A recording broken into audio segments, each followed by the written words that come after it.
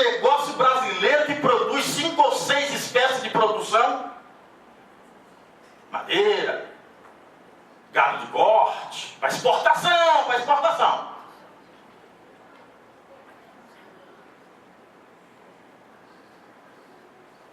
Alguns grãos para exportação. E 1 bilhão de litros de veneno por ano para contaminar o meio ambiente.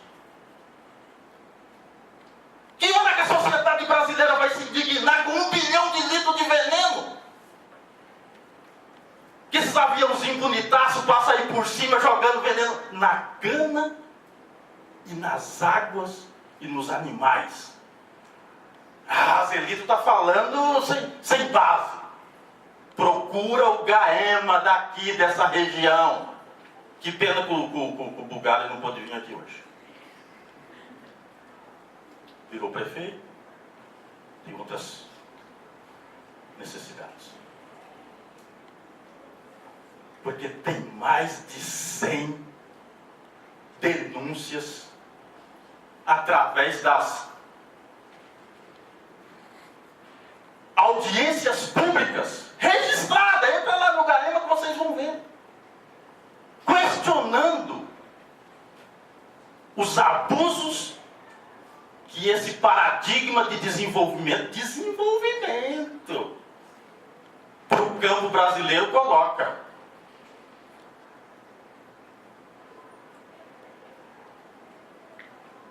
Eu fico muito preocupado com o Zé capitalista.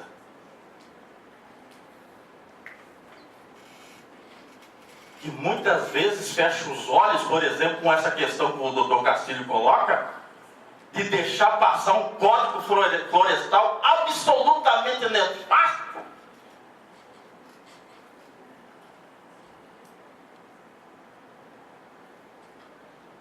E às vezes, pouca reação por parte dessa gente.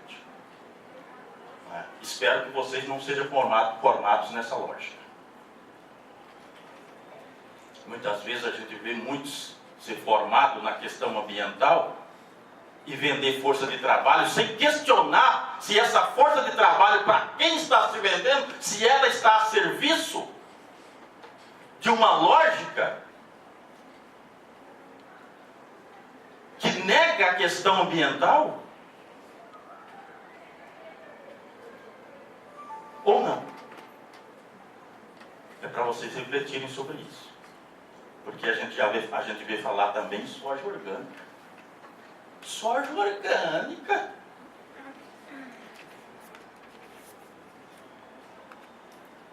Deve ser uma beleza. O ex-ministro, que também é professor, o Roberto Rodrigues, é um produtor de soja orgânica. Boi verde. Boi verde. E outras coisitas mais. Eu vou encerrar minha fala para não cansar vocês, dizendo que nós continuamos com a estratégia de fazer ocupação de terra. Estou dizendo aqui dentro da Unesp, em Alto e Bom Som, nós vamos continuar ocupando terra. Porque as terras que nós estamos ocupando devia já estar há muito tempo na mão da classe trabalhadora, a serviço de uma perspectiva de qualidade de vida.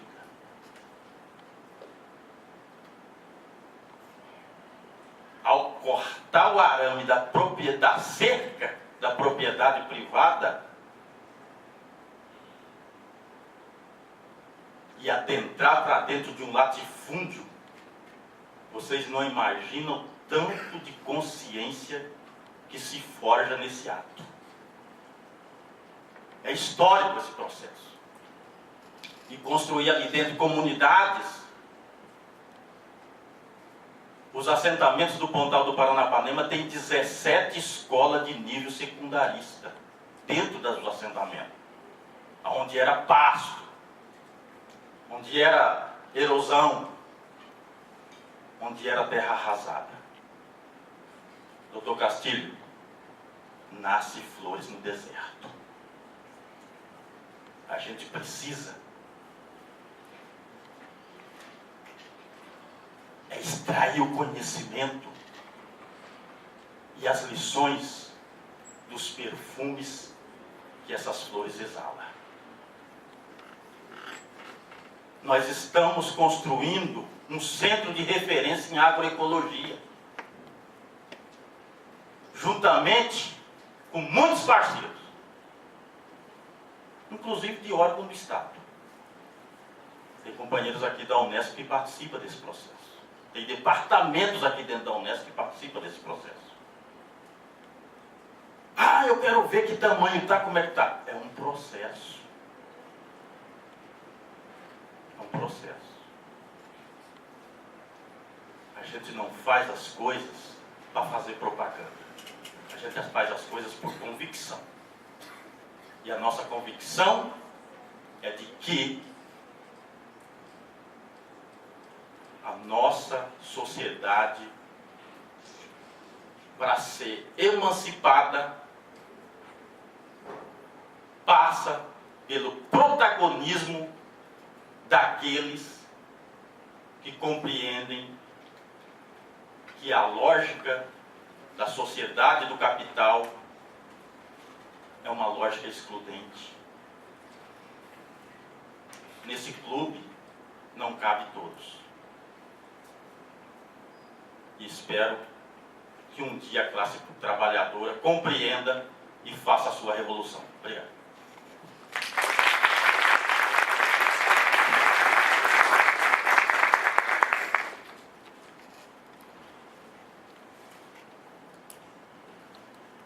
Bom, a mesa pode continuar gerando contribuições, assim como o público também, como é um documentário e é uma mesa redonda, acredito que alguém queira fazer uma pergunta também.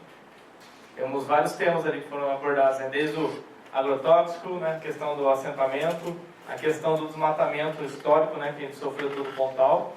Já estou indo. E, enfim. Mas eu acho muito sadio o debate, principalmente porque recentemente também eu entrei no estágio do IP, né?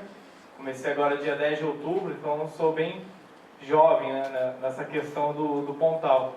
E eu achei muito interessante essa questão do assentamento, até por isso a gente trouxe para o debate aqui no simpósio, porque a minha região, que é Chavantes, Ourinhos, ali perto, uma região estritamente cultivo de cana-de-açúcar. E lá tem grandes usinas.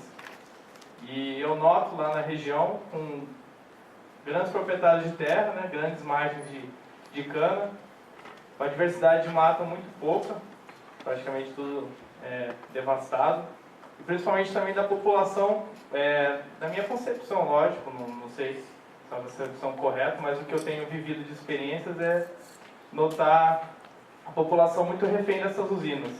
Então, o pessoal não consegue ter uma projeção de ensino superior, uma projeção nem de ensino técnico, e muitas vezes, assim como amigos meus da própria cidade, a única coisa que restou como alternativa para eles era a cana, né? Vários amigos meus, um bem próximo a mim, começou a trabalhar no setor de agrotóxico. Ele borrifa, né? Passa o veneno na cana, né? E eu fico imaginando o que vai acontecer com ele ao longo desses anos, né? Ele é bem jovem, ele tem a minha idade, tem um ano mais novo, 21 anos. E essa é a projeção que eu tenho para a minha região. Mas, trabalhando um pouco recentemente no IP, fui conhecer o superficial, né, dos assentamentos. Eu achei interessante o modelo. O modelo que você tem as famílias no campo, né? O modelo que as pessoas procuram produzir, não é fácil, né? Visto o solo também da região. Tem que aplicar grandes técnicas, né, de recuperação de área degradada, né? O sistema agroflorestal é um sistema que está aí para isso, né? Recuperar a terra e assim você produzir. E também uma coisa que me chocou bastante, assim, do lado positivo, é a questão de escolas, né, no ambiente. Vi também as escolas, não sei como funcionam, né? Não estive lá para notar o dia de aula, mas me chamou a atenção, assim como postos de saúde no meio rural, que é uma coisa muito interessante a gente ter a população no campo, na minha concepção, e desafogar um pouco das cidades, assim como o pessoal de Itaipu ontem colocou, né? O pessoal que participou notou muito bem, né? Na minha região, também nos anos 70, a gente tinha uma colônia na propriedade, moravam 10, 15 famílias. Tinha vários amigos lá, etc. Hoje em dia eu vejo esse pessoal que trabalhava junto conosco na cidade, pagando aluguel, tendo todas as dificuldades, né, do sistema de saúde também. E esse meu amigo que é o que trabalha na área de agrotóxico. Então, assim, não sei se é um pensamento correto, se é uma forma de desenvolvimento a melhor que a gente pode ter. Temos 2 modelos aí, estou vivendo eles na pele, né? No setor da cana, altamente desenvolvida, gera muita renda também, e assim como essa questão dos assentamentos também da propriedade familiar, que também gera um outro tipo de renda e desenvolvimento. Mas pelas minhas experiências, esse é o cenário que eu tenho observado de acordo com a população, de acordo com a renda, etc. Só para contribuir também um pouquinho no debate, né? Agora vamos passar aqui para a Ana também fazer uma pergunta e sinta-se à vontade aí, pessoal. Bom dia, meu nome é Ana, eu sou do primeiro ano de Engenharia Ambiental e eu queria perguntar para o professor Castilho em relação à importância dos assentamentos rurais no que se diz respeito à luta pela terra, ele fizesse um adendo sobre os assentamentos e a relação do processo de desenvolvimento rural da região.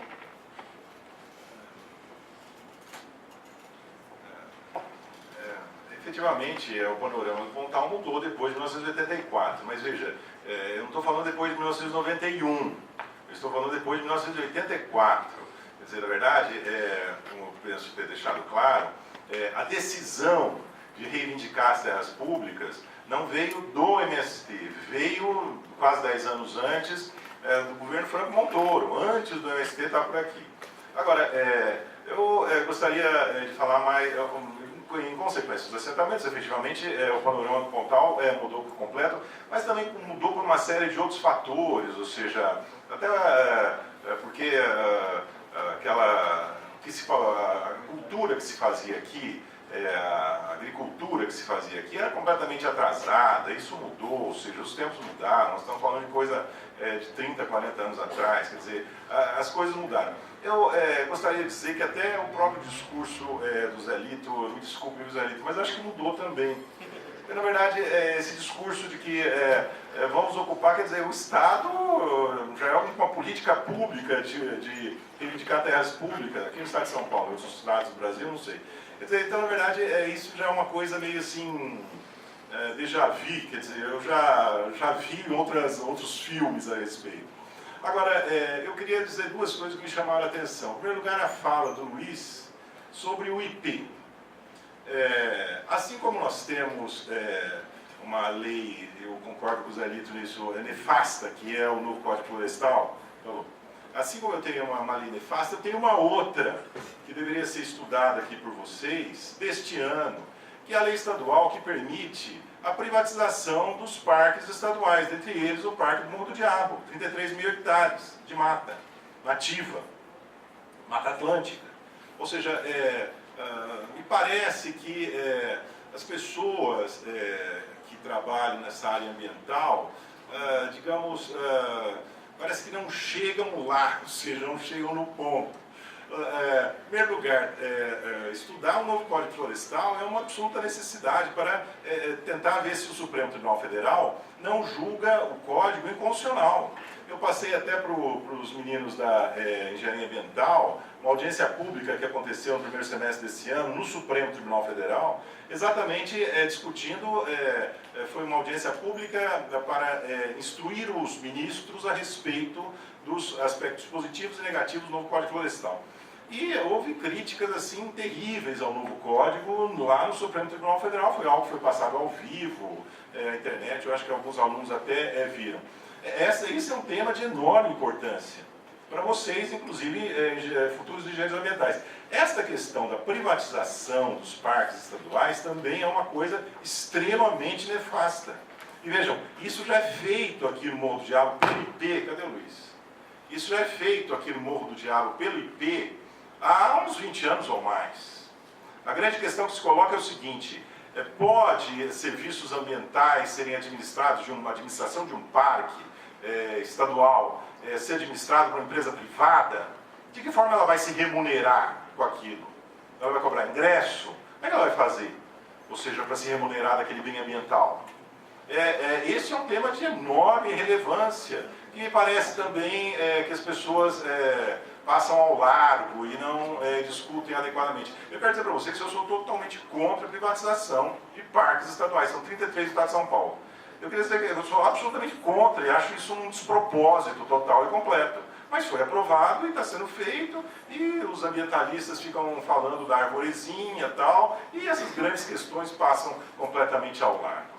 Agora, eu queria colocar um pouco de tempero nesse debate para dizer ao Zé Lito uma coisa que me parece interessante. A gente não pode dizer, Zé Lito, que só tivemos avanços, não é isso?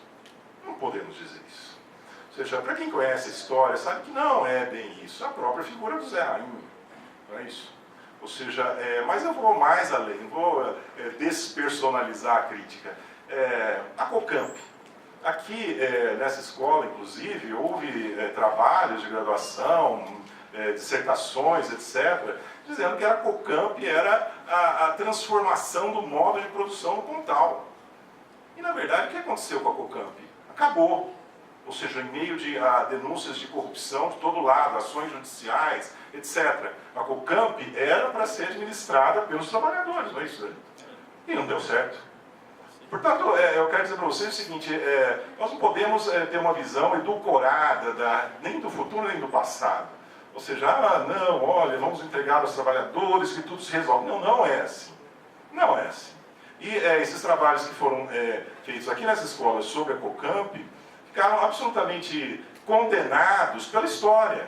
Porque, na verdade, a COCAMP está lá na entrada de interrogação do pai, para quem quiser ver, são os escombros da COCAMP que estão lá. Portanto, eu acho que, respondendo a sua pergunta, o Pontal foi transformado de 84 para cá, mas eu não sei se foi só o Pontal que foi transformado ou se o mundo foi transformado.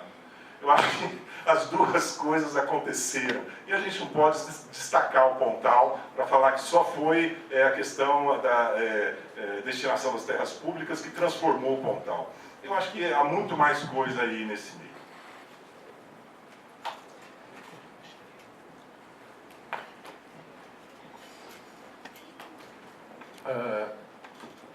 Como é bom vir assim, né, nesses debates e poder estar ouvindo opiniões